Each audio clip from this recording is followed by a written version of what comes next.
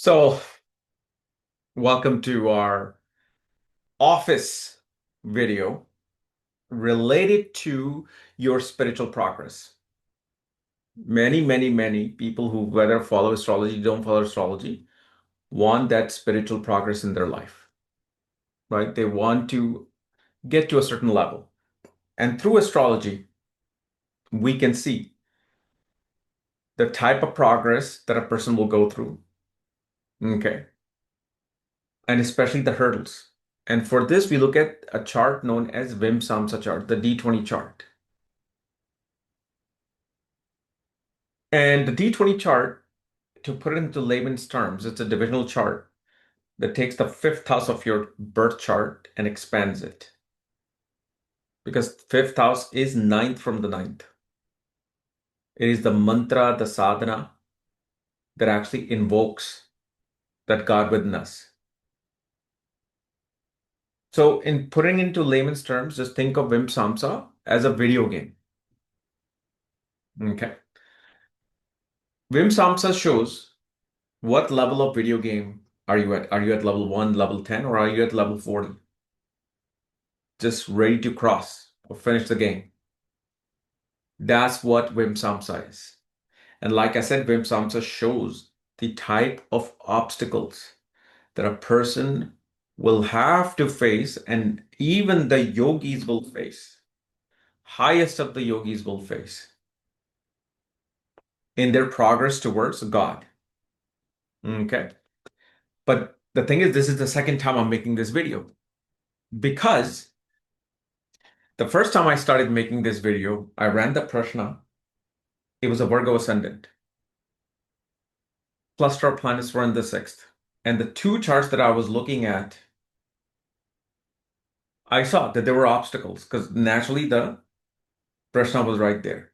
But what happened in the middle of the reading, Parashara Light, the software just shut down.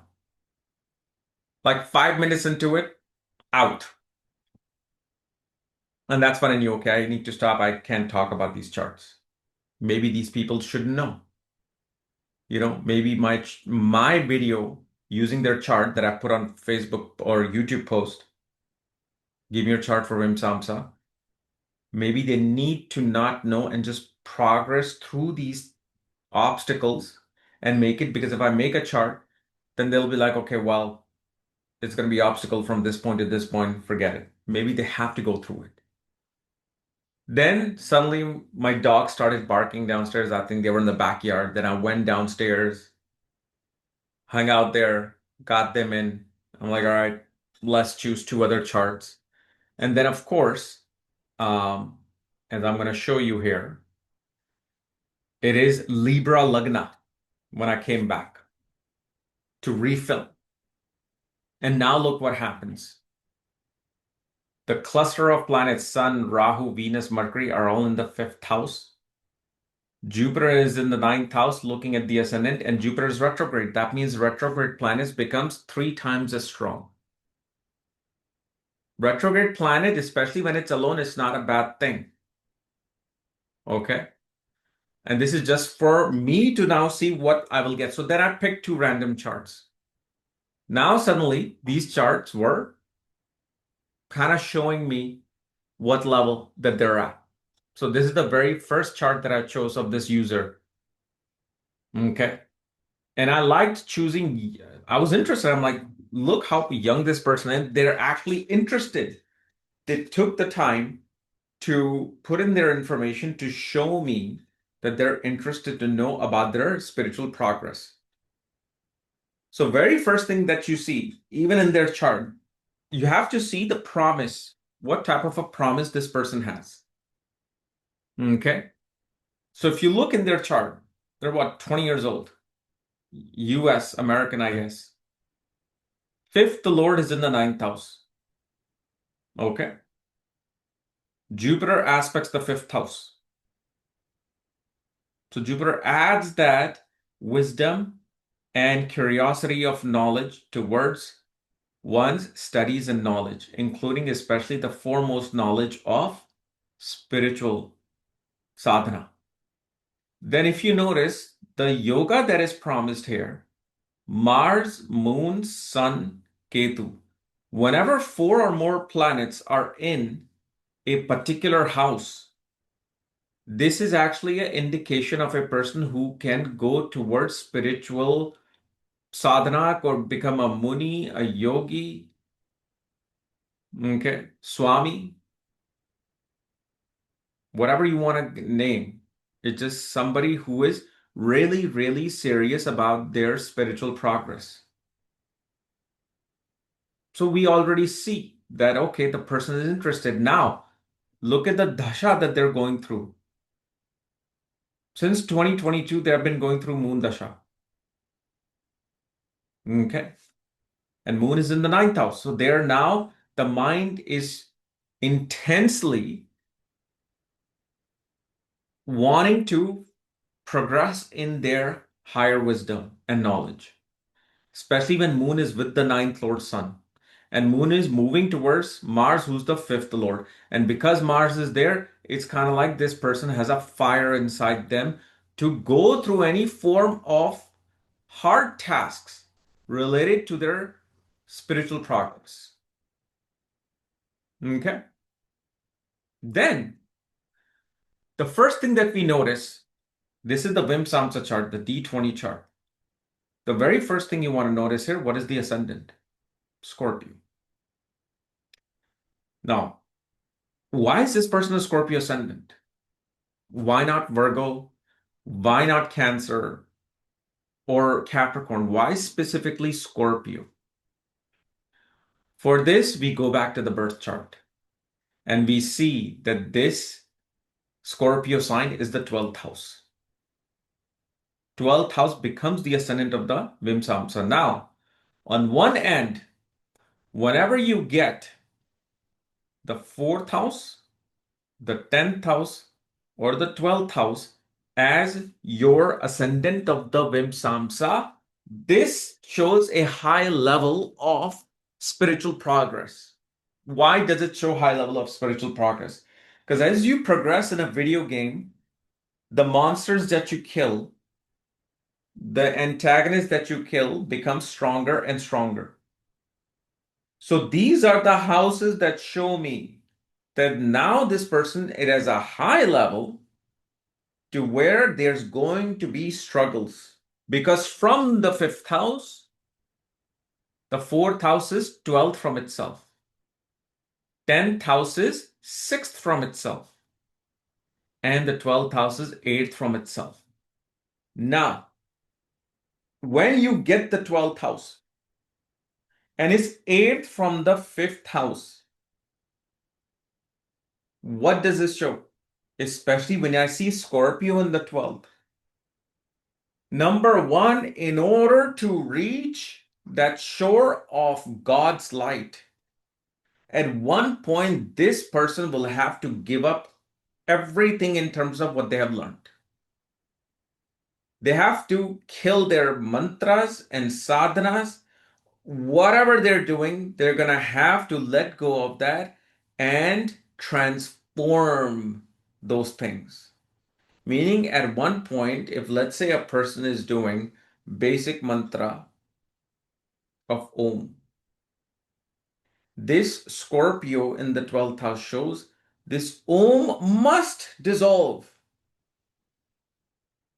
and something new must come in order for you to reach that shore of God. The other thing I see, because it's Scorpio, which is the 12th house, in order for this person to progress in their spiritual life, they have to spend time alone. It's going to be tough for them because moon is surrounded in the birth chart, moon is surrounded by planets.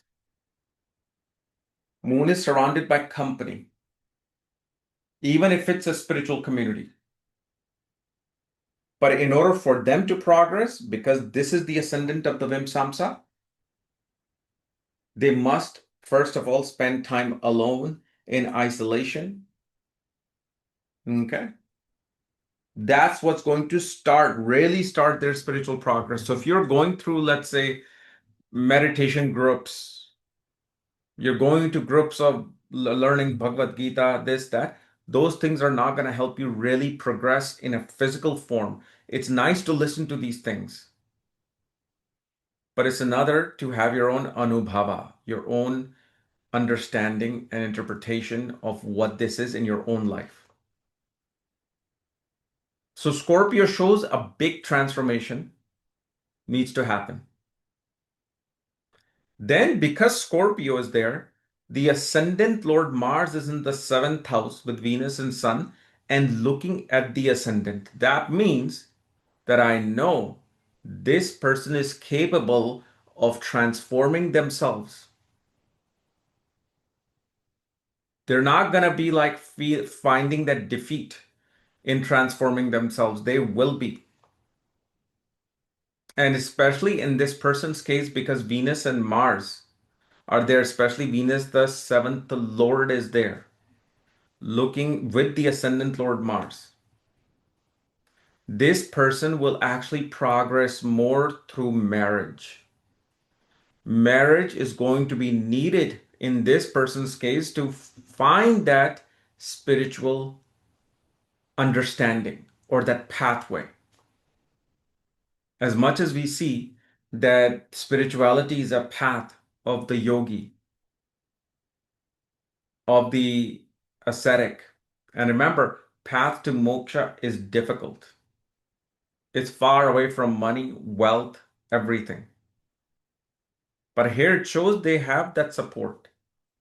And then 10th Lord Sun is there with the ascendant Lord Mars, including again the 12th Lord is there of the Vimsamsa with Mars. That means, first of all, a person will focus on something foreign, a foreign philosophy, some form of a foreign practice in their spiritual life. And because Sun, the 10th Lord, is in the seventh house with Mars, this person also going to have to become a karma yogi. What's a karma yogi? Karma yogi is kind of like they call Gandhi, Mahatma Gandhi, karma yogi. He was like, we're going to do this. We're going to go on a hunger strike. We're going to go make our salt. I'm going to help these poor people in this area and I'm going to give them food, toilets, and clothing. So this person is going to have to perform karma, not just sitting in some room meditating. It needs to be part of it, but this also becomes a part of it. They also have to be the householder. They have to become that householder yogi in order for them to progress through. This is why I said these alignments shows that now you're at a high level. Now you're going to see how you must kind of merge into the world while trying to exit the world. Okay.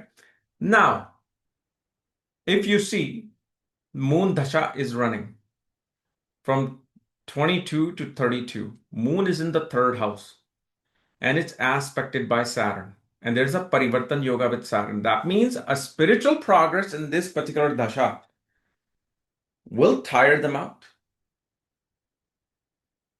They have to do long hours of either meditation, spiritual sadhana, focus on their divinity. There will be delays, there will be hurdles, but they're going to have to go through that. And especially because Moon is in the third as the ninth lord in exchange, this person is going to, at one point, this can actually happen obviously in Moon Saturn period from September of this year to 2028 2028 April. I was going to say Cancer because I saw number 4 there. But they're going to take some long distance journey, which is going to be quite tough. Maybe the flight gets delayed, that they don't like the food, something wrong with the hotel. Once they make their spiritual journey during this time and they make it through these hurdles, that's what's going to invoke this Parivartan Yoga of the Vimsamsa. But look at the fact that the real progress, if you really see, starts from Mars Dasha. 2032 to 2039 is that period that can be the most beneficial for this person throughout their life. So I do not want you to miss or ignore this period if you want to spiritually progress. Kind of like in this period, Mars is going to ease the path towards you really going to a certain level. So when Rahu comes, you could be going towards a worldly affair. Fine. But it's like somebody who has achieved certain siddhis because they were in the Himalayas for 7 years. They could be doing anything. They could be, it's kind of like if you read autobiography of a yogi, Lahiri Masai got initiated in the Badrinath or Badrinarayan with Mahavtar Babaji, came back, was an accountant, yet he had siddhis. He was doing practices. So you do not want to skip this particular part for your spiritual progress. And I'm not saying maybe you go to church, read the Bible, focus on Christ. Okay? You don't need to turn to Hinduism to find God. Each and every path will give you the God.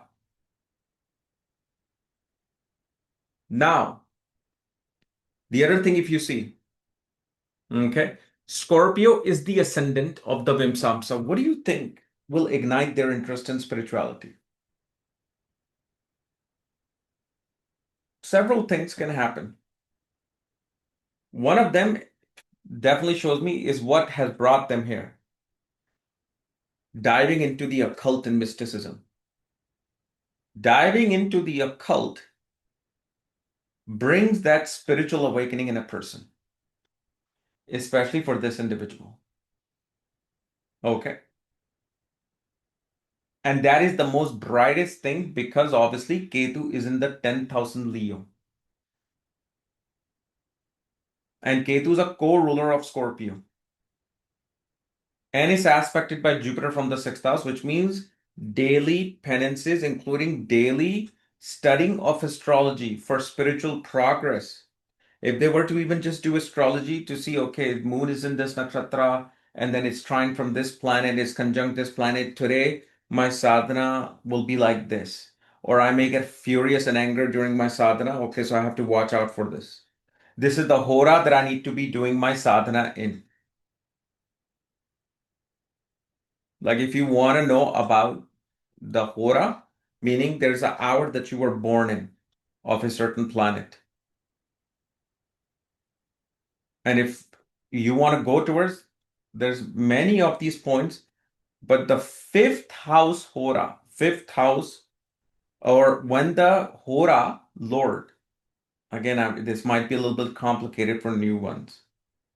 When your hora lord that you were born into in Prashna is in the fifth house from your location, including eighth house from your location, that's the timing of doing sadhana. Number two, when your moon, when you're looking at the Prashna and moon is for that 15 minutes in the Navamsha, so you wanted to meditate, 15 minutes in the Navamsha is going through the eighth house. That's when you do sadhana. Okay. But when I come to this part, because there are 40 different devis, okay?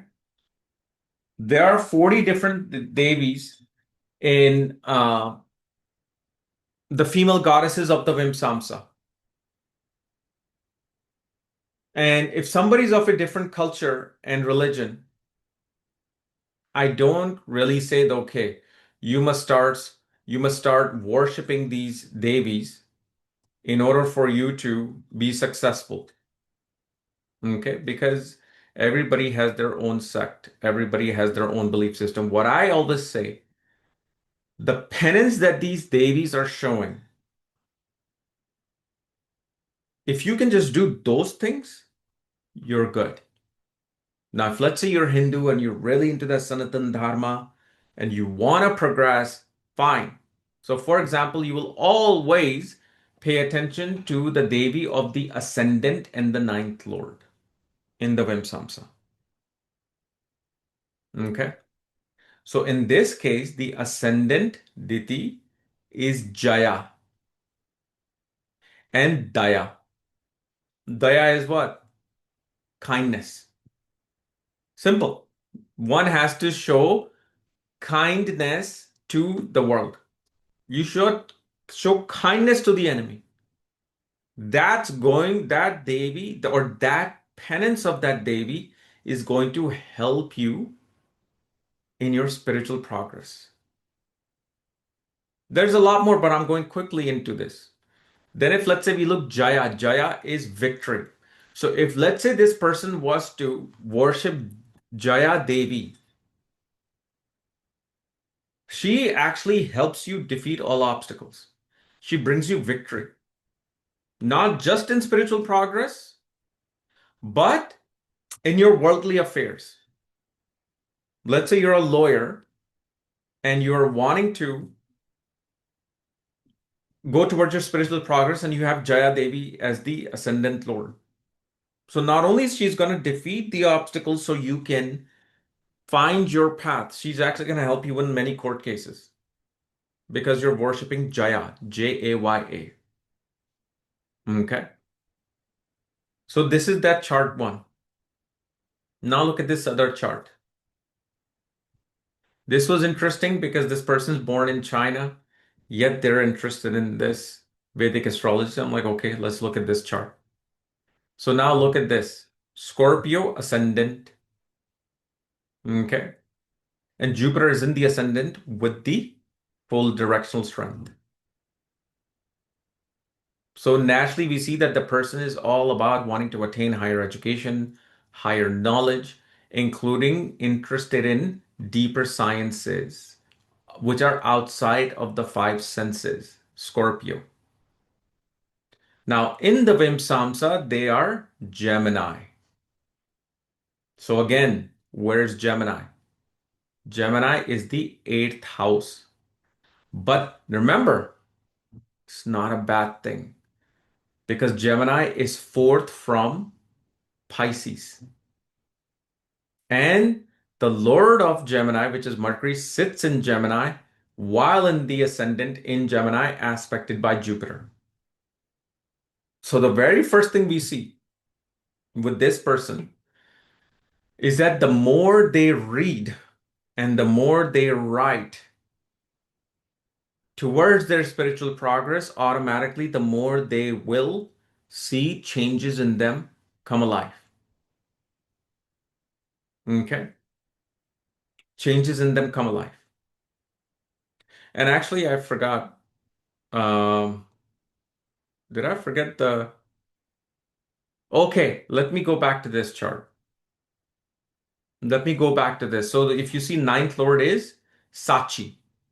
Sachi is the Devi of the ninth lord. So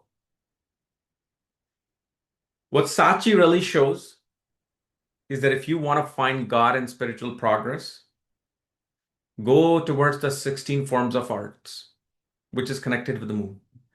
Especially the easiest path. Actually, Sachi is a very simple, easy path towards you finding something. Okay, sometimes a person can find God in a flower. I'm sure you must have heard that. A person found God in a skull at a shamshan, at a cremation ground. These things happen.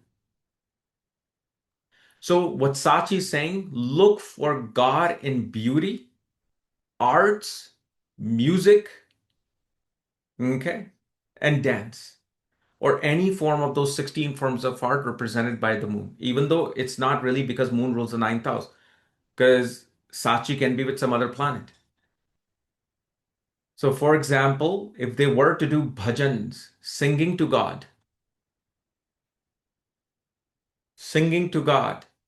dancing for God like whirling dervish, or like we do kirtan, I don't know what dance we do, but they must go into the form of art in order to find God. When they go to a museum and they look at a painting, don't just look at it, oh, this is a beautiful painting. Look at it because there's a message of God in that painting for you. and that will start to blossom your flower. Okay. But if we go back to this chart, Mercury is in the ascendant, and I made a video on this on a YouTube short as well. When Mercury is in the ascendant, Mercury is writing, Gemini is writing. You need to write love letters to God. Get a notebook and a pen, not keyboard. It's not the same energy and vibrations. When you're holding a pen is Ketu, like a paintbrush. So when you write something, you're using the tool of Ketu. And then you're adding Mercury to it, which is writing. And if you want to, you can use a green color ink. To write letters to God like you're on some war far away in 1850 or 1880, you're on a civil war in the US and you're writing a letter to your lover. I'm here, this is how are you? So you want to write a letter to God. What is it that you're wanting to write to God for? I miss you. Nothing else matters if I don't have you. Where are you? You're so aloof. Anytime I look for you, I find this. Start writing these letters. And you know when you should write? Wednesday. And write it either at dusk or dawn. Most likely you might be able to do it at dawn once you are done with work and all of that. During the evening time when sun is setting, sun is right at the horizon, a little bit below the horizon. Write your letter. You can write anytime. You can write it on Saturday. I don't care. Start doing that at least. But if you really want to know the timing, this is how you will do it. And you will see because Jupiter looks at Mercury. Jupiter begins to show you wisdom in that writing. You begin to sense things and feel things.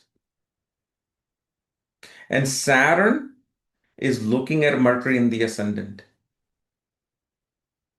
who's naturally the eighth and ninth lord.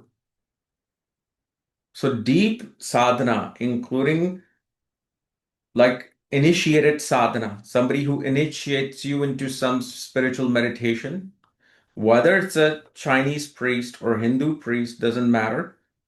One should be initiated into it. And it needs to be a lifelong. It's not like, okay, you do sadhana because of this dasha, that dasha, okay, you're good. Make it like you're breathing. You're breathing for rest of your life since the moment you were born.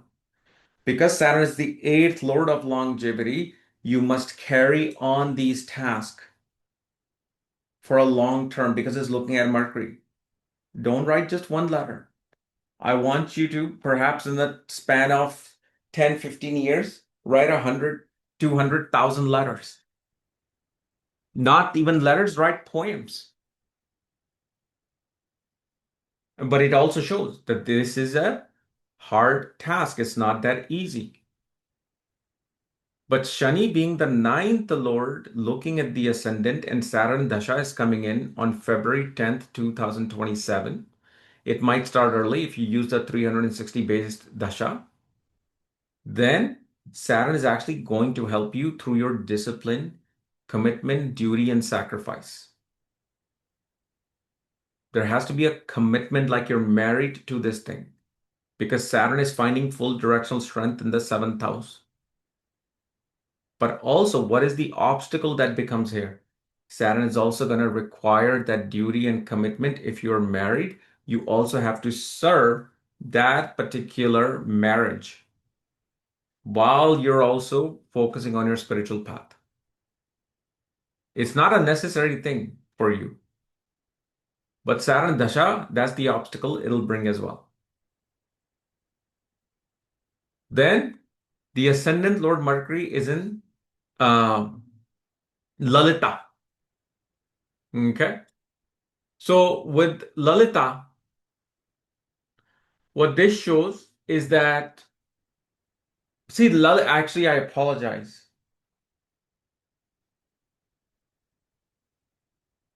I think yeah, because this chart was Sachi. See, Sachi is the one that takes you away from psychological issues.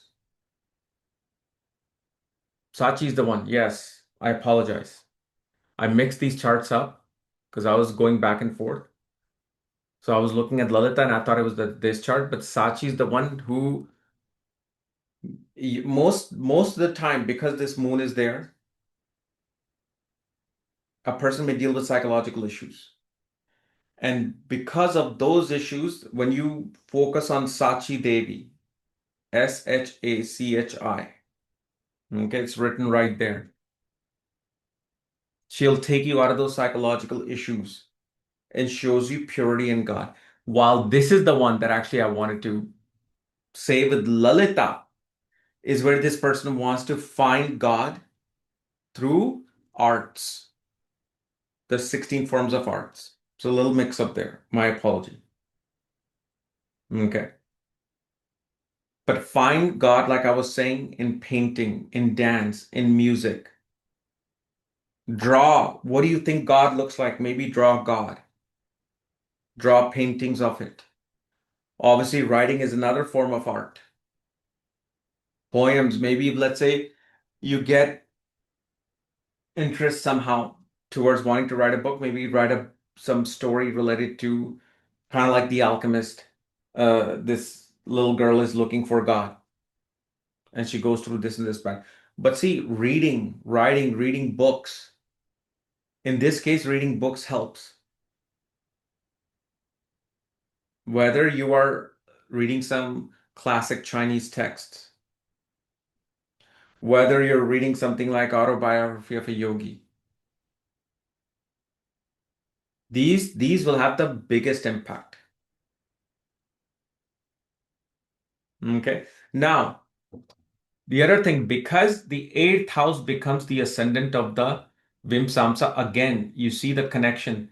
When they went towards the eighth house, suddenly they'll be interested in spirituality more than anything because when they go towards occult mysticism, because Mercury is in the ascendant as the Lord of the eighth in a divisional chart, that divisional chart becomes the most prominent. Okay. Like if you see this D5 chart, Panchamsha of related to their highest of skill. Again, Mercury is the ascendant lord as the eighth lord in the fourth house with Ketu and Moon in Sagittarius. Their highest skill is their knowledge, their wisdom, their speech, their writing, and their inner focus. Usually, this can also show with Rahu Ketu. Sometimes a person will have issues connected to like remembering things. But what heals that remembering things is when they dive into deeper sadhanas. Because eighth house, because it's the ascendant of the Vimsamsa, there has to be strong penances and sadhanas where you get initiated like tantric sadhana, like Kriya Yoga, something of that sort where a highly qualified master initiates you and then you do that particular penance, that's the level you're at. You're not just here to just sit and do meditation. Now your level in this life, you gotta go through a specific path. And like I said, whether it's Jupiter or Saturn, Saturn is actually very, very important in their case because Saturn is the ninth lord of the Vimsamsa, who's going to become active with full directional strength. Okay. Mercury itself has his direction as well in the ascendant. And then the ninth lord, obviously Saturn is in Kali. So worship of Kali, which is not easy at all. This is why it shows me it's a very high level. You cannot be afraid or scared of being alone in a darkness, meaning when people who really do Kali sadhana, you have to do in a complete darkness in the middle of the night. And there's tests related to your fear. and you have to overcome those fear. And that's when you can actually may either Kali will appear to you, or at least your spiritual progress will happen. I don't know what the quantitative percentage is for people who see Kali in their vision. I know my wife has seen it. I know somebody else I know have, but apparently she's a very, see, Kali is a very, very soft, kind, loving goddess, but she has this shell in the front. People don't realize Kali has this shell in the front because she does not want to be hurt by the devotee. It's kind of like the sign of Cancer. They'll protect with the heart shell first, like, okay, how bad do you want to be with me and love me and be committed to me? Okay, I see it. Okay, let me take this heart shell out. This is me. Then you see that beautiful bluish figure, like a light blue, beautiful girl, innocent girl. So this is how we understand the Vim Samsam. Okay. So hopefully this has given some light to it. So, and obviously if you want to get the Vim Samsa, that is the option 22, I think, on my website, 20 or 22, something of that sort. Okay. Otherwise, we'll see you later. And of course, I'm going to be uploading videos starting tomorrow related to Jupiter and marriage on the marriage course. Okay. Thank you.